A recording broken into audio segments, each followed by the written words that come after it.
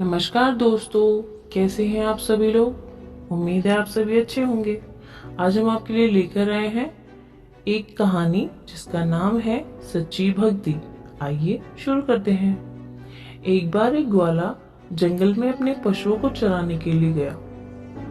वह पशुओं को चरा ही रहा था कि उसे कुछ दूर पर एक संत एक पेड़ के नीचे बैठे हुए दिखाई दिए। वह नाक बंद करके कुछ क्रियाएं कर रहे थे।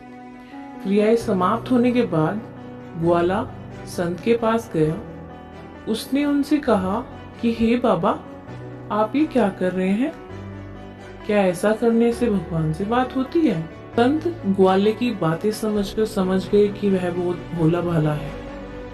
इसलिए उन्होंने उसका मन रखने के लिए कह दिया कि हाँ, ऐसा करने से भगवान प्रसन्न हो जाते हैं। और ये बोलकर संत वहां से आगे बढ़ गए।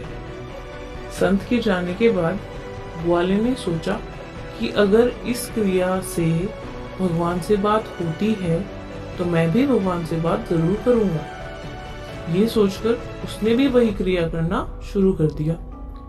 ग्वाले को क्रिया करनी नहीं आती थी। उसने जोर से नाक दबा ली। सांस लेने में उसे परेशानी हो रही थी। कुछ ही देर में ऐसी स्थिति हो गई कि वह मरने ही वाला था। तभी शिवजी प्रकट हो गए।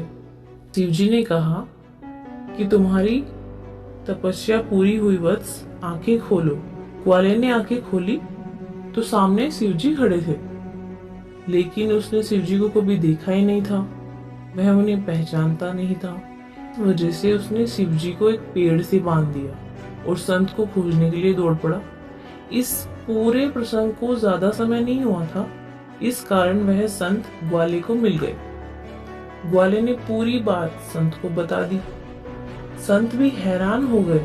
वे तुरंत दौड़कर उस पेड़ के पास पहुंच गए, लेकिन संत को वहां कोई दिखाई नहीं दिया। संत ने कहा कि पेड़ पर तो कोई दिखाई नहीं दे रहा है। ग्वाले ने बोला, महाराज ध्यान से देखें। संत को अभी भी कुछ भी दिखाई नहीं दे रहा था। ग्वाले ने भगवान से ही इसका कारण पूछा। भगवान शिवजी ने कहा कि मेरे दर्शन सिर्फ उन्हीं को हो सकते हैं जिनकी भक्ति सच्ची है। संत को भगवान दिख नहीं रहे थे, लेकिन ये बात सुनाई दे रही थी। उसे अपनी गलती का एहसास हो गया और उसने भगवान से क्षमा याचना की। ग्वाले ने भगवान से संत को क्षमा करने की बात कही। भगवान ने सच्चे भक्त की बात मान ली और संत को भी दर्शन दिए। इसके बाद भगवान अंतर्ध्यान हो गए। तो ये थी हमारी सच्ची भक्ति की कहानी। कैसी लगी आपको ये कहानी? बताइएगा जरूर।